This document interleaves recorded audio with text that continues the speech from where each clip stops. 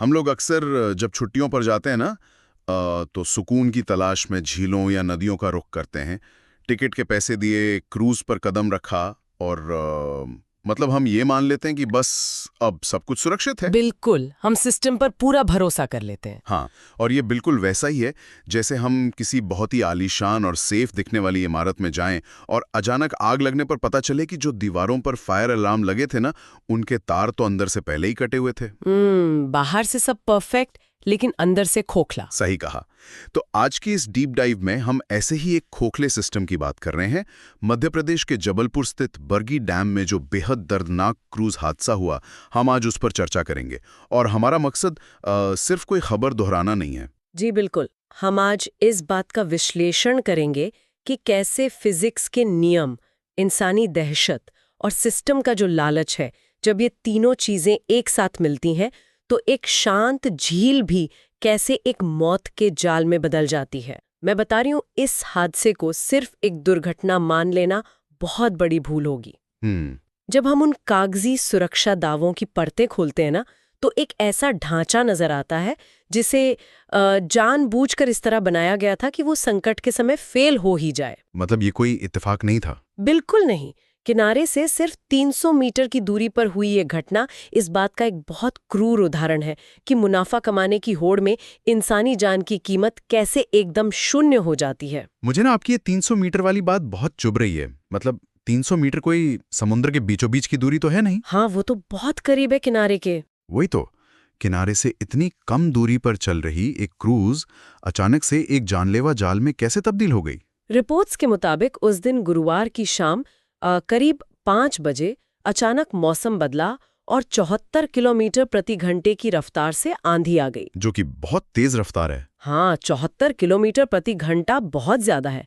लेकिन मैं ये सोच रहा था कि क्या एक क्रूज जैसी इतनी बड़ी नाव सिर्फ हवा के एक तेज झोंके से पलट सकती है? देखिए, खुले पानी में ना 74 किलोमीटर प्रति घंटे की हवा सिर्फ एक झोंका नहीं होती। वो पानी की लहरों को एक दीवार में बदल देती है। लेकिन नाव के पलटने के पीछे हवा सिर्फ एक छोटा सा हिस्सा है। अच्छा, तो असली वजह क्या थी? असली कहानी उन आंकड़ों में छिपी है जो प्रशासन और क्रूज मैनेजमेंट के बीच का जो खेल है ना, उसे उजागर करते हैं। आधिकारिक रिकॉर्ड अगर आप देखें तो उस क्रूज पर जाने के लिए केवल 29 टिकट काटे गए थे। 29? सिर्फ 29 लोग थे? कागजों पर। सिस्टम की नजर में उस नाव पर सिर्फ 29 लोग सवार थे।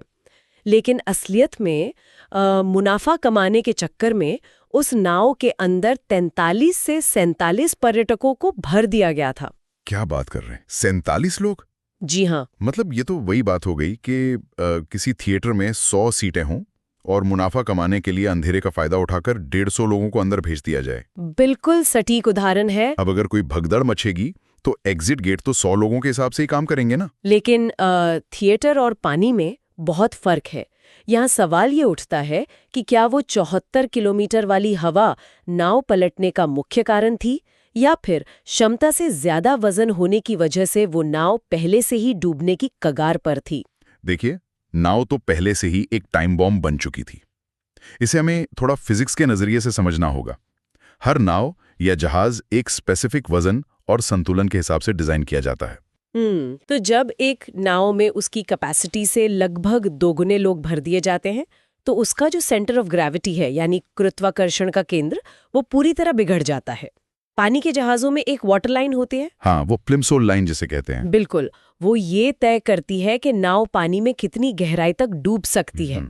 जब 47 लोग उस नाव पर चढ़े तो नाव का वो हिस्सा जो पानी के ऊपर रहना चाहिए था, जिसे इंजीनियरिंग में फ्री बोर्ड कहते हैं। अच्छा, फ्री बोर्ड। हाँ, वो फ्री बोर्ड खतरनाक हद तक कम हो गया था। यानी नाव पहले से ही पानी के लेवल के बहुत करीब आ चुकी थी। बिल्कुल करीब आ चुकी थी। अब सही। और फिर जब हवा ने 74 किलोमीटर प्रति घंटे की रफ्तार पकड़ी तो उसने सतह पर तेज लहरें पैदा की। अब क्योंकि फ्रीबोर्ड कम था, लहरों का पानी बड़ी आसानी से नाव के अंदर आने लगा। और जैसे ही पानी नाव के अंदर आता है ना, एक नई समस्या शुरू होती है। इसे इंजीनियरिंग में फ्री सरफेस इफेक्ट कहते हैं। ये क्या होता है?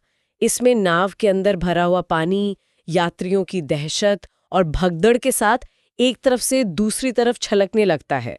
इससे नाव का जो बचा खुचा बैलेंस होता है वो भी खत्म हो जाता है। समझ गया। मतलब हवा ने सिर्फ एक ट्रिगर का काम किया। हाँ, मौत का ढांचा तो उन अतिरिक्त यात्रियों को बिठाते ही तैयार हो गया था। ये तो सच में एक बहुत डरावनी तस्वीर है।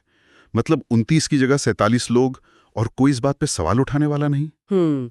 अब इस पूरे नाव के स्ट्रक्चर और लहरों के विज्ञान से थोड़ा ध्यान हटाकर हम उस एक दृश्य पर आते हैं जिसने शायद पूरे देश को झकझोर कर रख दिया है। हाँ, वो माँ वाली तस्वीर। जी, एक माँ का शव जिसने लाल रंग की लाइफ जैकेट पहनी हुई है, आंखें बंद हैं, लेकिन उसके हाथों ने आखिरी सांस तक अपने बच्चे को सीने से जकड़े रखा है। मैं ये सोच रहा हूँ कि अगर उसने लाइफ जैकेट पहनी हुई थी तो डूबने की नौबत आई ही क्यों? यहीं पर विज्ञान और जो हमारी मानवीय त्रासदी है ना, उसका सबसे दर्दनाक टकराव होता है। नाव पर अतिरिक्त लाइफ जैकेट थी ही नहीं। बिल्कुल नहीं। नियम तो ये कहता है कि हर यात्री के लिए एक जैकेट होनी चाहिए और बच्चों के लिए उनके साइज की अलग जैकेट होनी चाहिए। लेकिन वहां हुआ ये कि एक ही लाइफ जैकेट माँ और बच्चे दोनों को पहना दी गई थी। एक ही जैकेट दोनों को? जी, और ये कोई छोटी सी चूक नहीं थी। ये फिजिक्स के नियमों के साथ किया गया एक ऐसा खिलवाड़ था जिसकी कीमत 2 जानों को चुकानी पड़ी। इसे थोड़ा और गहराई से समझते हैं। जैसे अगर कोई पैराशूट से छलांग लगा रहा है और वो पैराशूट सिर्फ एक इंसान का वजन उठाने के लिए बना है।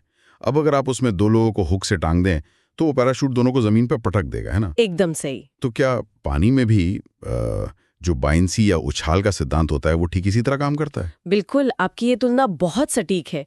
देखिए, लाइफ जैकेट कोई जादुई कवच तो है नहीं। हाँ। वो एक साइंटिफिक टूल है जो एक गणित पर काम करता है। लाइफ जैकेट पानी में बायंसी यानी उछाल पैदा करती है। एक नॉर्मल अडल्ट की लाइफ जैकेट लगभग 70 से 100 न्यूटन का लिफ्ट, मतलब ऊपर की ओर धकेलने वाला फोर्स पैदा करती है। और ये फोर्स सिर्फ एक इंसान के सिर को पानी से ऊपर रखने के लिए काफी होता है। लेकिन जब उस एक जैकेट पर 2 लोगों का वजन आ जाए तब क्या होगा? तब वो गणित पूरी तरह फेल हो जाता है। जब एक माँ और एक बच्चा दोनों एक ही जैकेट पर लटके हों तो उनका कंबाइंड वजन जैकेट के उस लिफ्ट से कहीं ज्यादा हो जाता है। ओहो। और इसके साथ ही एक और बहुत बड़ा फैक्टर होता है। पानी में डूबते हुए बच्चे की जो दहशत होती है ना, वो एक अलग तरह का फोर्स पैदा करती है। पैनिक की वजह से? हाँ, डूबता हुआ इंसान घबराहट में हर उस चीज को नीचे की तरफ खींचता है जो उसे सहारा दे रही होती है। तो वो जैकेट, जिसे हवा के गुब्बारे की तरह काम करना चाहिए था, इस एक्स्ट्रा वजन और नीचे खींचने वाले फोर्स के कारण पानी के अंदर दब जाती है। मतलब वो गुब्बारा एक पत्थर बन जाता है। बिल्कुल, वो पत्थर में तब्दील हो जाती है। ये सचमुच रोंगटे खड़े कर देने वाला है। विज्ञान कहता है कि संकट के समय हमारे शरीर का रिफ्लेक्स एक्शन खुद को बचाने का होता है। लेकिन यहाँ उस माँ का शरीर अपनी जान की परवाह किए बिना सिर्फ अपने बच्चे को ऊपर रखने में अपनी पूरी ताकत लगा रहा था। हाँ, एक माँ की ममता तो यही है। लेकिन मेरा सवाल यह है कि नाव पर एक्स्ट्रा जैकेट ना होना, क्या ये गलती से हुई कोई भूल थी या फिर पैसे बचाने की कोई स्टैंडर्ड प्रोसेस? देखिए, मैं इसे कोई मानवीय भूल नहीं मानती। ये एक सोची समझी बिजनेस स्ट्रैटेजी है। अच्छा। हाँ, नावों पर जगह का मतलब होता है पैसा। एक्स्ट्रा लाइफ जैकेट रखने का मतलब है नाव में जगह घेरना और उन चीजों पर पैसा खर्च करना।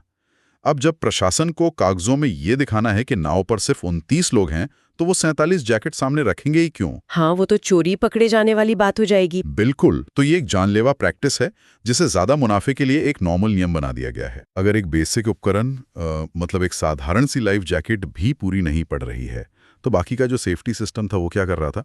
मुझे ये समझना मुश्किल लग रहा है कि किनारे से सिर्फ 300 मीटर दूर ये सब हो रहा था और किसी ने कुछ नहीं किया। 300 मीटर तो यार ओलंपिक की ट्रैक से भी छोटी दूरी होती है। अगर लाइफ जैकेट फेल हुई तो बाकी की सुरक्षा व्यवस्था कहाँ थी? सच कहूं तो सुरक्षा व्यवस्था वहां थी ही नहीं। यहाँ हमें एक बहुत ही इम्पॉर्टेंट कॉन्सेप्ट को समझना होगा जिसे सोशियोलॉजी में नॉर्मलाइजेशन ऑफ डिविएंस कहा जाता है। Normalization of deviance? हाँ, इसका मतलब है कि जब कोई सिस्टम बार बार नियमों को तोड़ता है और किस्मत से कोई हादसा नहीं होता तो उस नियम को तोड़ना ही नया नॉर्मल बन जाता है। मतलब आदत बन जाती है लापरवाही की। बिल्कुल। उन नावों के फिटनेस सर्टिफिकेट पुराने थे, मौसम विभाग की जो चेतावनियां थी उन्हें पूरी तरह नजरअंदाज किया गया, और ऐसा नहीं है कि उन्होंने ये पहली बार किया होगा। हाँ, सालों से चल रहा होगा। एकदम सही, वो ये सालों से कर रहे होंगे, और क्योंकि हर बार वे बच निकलते थे उन्हें लगा कि चलो इस बार भी कुछ नहीं होगा। और जो स्टाफ नाव पर मौजूद था, मतलब जो क्रू मेंबर्स होते हैं, क्या उन्हें ऐसी इमरजेंसी में यात्रियों को निकालने की कोई ट्रेनिंग नहीं दी गई थी? यहीं पर इस खोखले सिस्टम की सबसे कड़वी सच्चाई सामने आती है। नाव पर काम करने वाले लोग कोई प्रोफेशनल नाविक या ट्रेन्ड स्टाफ नहीं थे। तो कौन थे वो? वे दिहाड़ी मजदूर थे। क्या आप बात कर रहे हैं? Daily veg workers? हाँ, देखिए, ट्रेन्ड स्टाफ को रखने का मतलब है उन्हें एक फिक्स और अच्छी सैलरी देना। मुनाफा कमाने के चक्कर में ये क्रूज मालिक अक्सर दिहाड़ी मजदूरों को नाव पर लगा देते हैं। इन मजदूरों को नाव चलाने का शायद थोड़ा बहुत एक्सपीरियंस हो, लेकिन दहशत में भीड़ को कैसे कंट्रोल करना है, लाइफ जैकेट कैसे बांटनी है या नाव पलटने पर रेस्क्यू कैसे करना है, इसकी उन्हें ABCD भी नहीं पता होती। तो जब नाव डगमगाई होगी तो वो स्टाफ के लोग यात्रियों को बचाने के बजाय खुद असहाय हो गए। ये सुनकर ऐसा महसूस होता है जैसे क्रूज पर रखी गई पूरी सेफ्टी व्यवस्था सिर्फ एक नाटक के प्रॉप्स थे। मतलब बाहर से देखने पर लगता है कि हाँ भाई, नाव पर स्टाफ है, रूल्स हैं, एक बढ़िया क्रूज चल रहा है, लेकिन असल मुसीबत आने पर वो उपकरण या वो लोग किसी काम के नहीं थे। बिल्कुल दिखावा था सब। और प्रशासन का जो रवैया है ना, वो भी कम हैरान करने वाला नहीं है।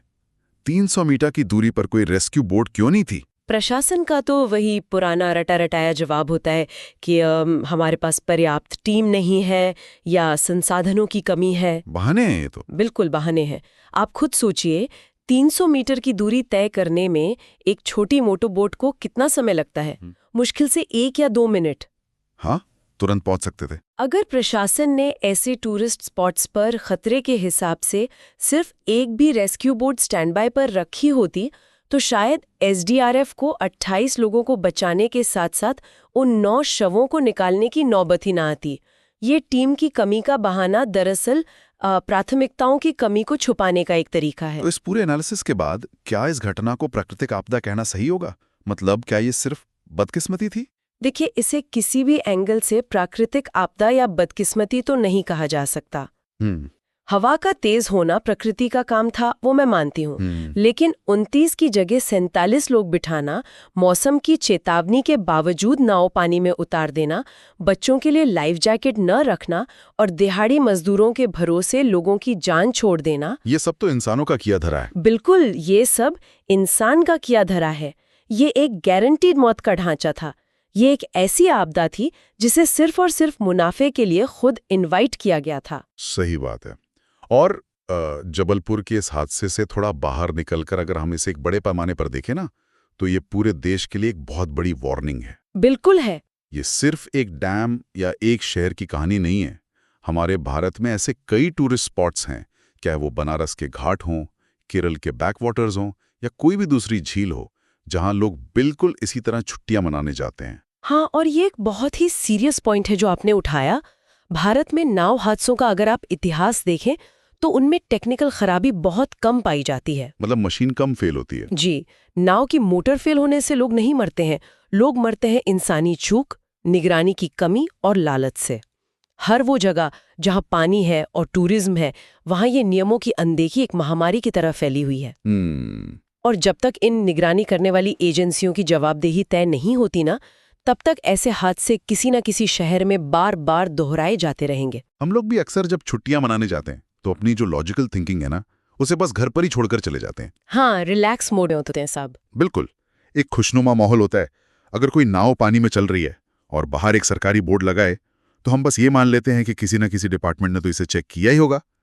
हम सिस्टम पर एकदम अंधा भरोसा कर लेते हैं, जो कि बहुत खतरनाक है। हाँ, लेकिन इस हादसे के बाद ये एकदम साफ हो जाता है कि कोई भी बाहर से आकर हमें बचाने वाला नहीं है। और यही कारण है कि अब अवेयरनेस ही हमारा सबसे बड़ा बचाव है। लोगों को खुद अपना सेफ्टी इंस्पेक्टर बनना होगा। सही कहा। नाव में चढ़ने से पहले लाइफ जैकेट मांगना, ये चेक करना कि वो जैकेट सही कंडीशन में है या नहीं, और अगर नाव में कैपेसिटी से ज़्यादा लोग दिख रहे हैं तो उस पर चढ़ने से साफ इनकार कर देना। ये कदम अब कोई चॉइस नहीं रह गए हैं, बल्कि एक ज़रूरत बन गए हैं। बिल्कुल। इस पूरी चर्चा को समेटते हुए ना, एक बात पूरी तरह क्लियर हो जाती है। जबलपुर बरगी डैम का ये हादसा सिर्फ एक नाव का पलटना नहीं था। ये मुनाफाखोरी, कागजी दावों और अपनी जिम्मेदारी से भागने वाले सिस्टम का एक बहुत ही क्रूर नतीजा है। उस माँ ने तो अपनी जिम्मेदारी पूरी की। उसने अपनी ममता को विज्ञान की कठोरता और सिस्टम के फेलियर के सामने घुटने नहीं टेकने दिए। लेकिन हमारा समाज, हमारा प्रशासन और हमारा सेफ्टी सिस्टम सब पूरी तरह से फेल हो गए। और शायद उस माँ का अपनी जान देकर भी अपने बच्चे को सीने से लगाए रखना इसी टूट चुके खोखले सिस्टम के मुंह पर एक बहुत बड़ा तमाचा है। सिस्टम ने अपनी जिम्मेदारी नहीं निभाई, लेकिन एक माँ ने अपनी आखिरी सांस तक अपना धर्म निभाया। बिल्कुल सही बात है। और इसी के साथ हम आज की इस डीप डाइव को एक ऐसे विचार के साथ खत्म करते हैं जो शायद इस पूरे सिनेरियो को देखने का हमारा नजरिया ही बदल दे।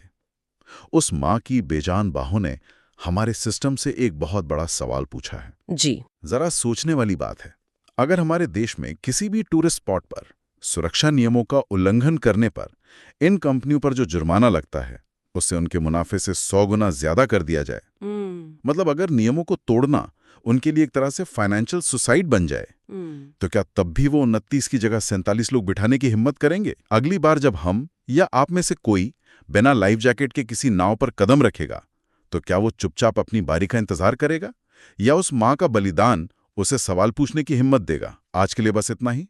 सुरक्षित रहिए और सवाल पूछते रहिए।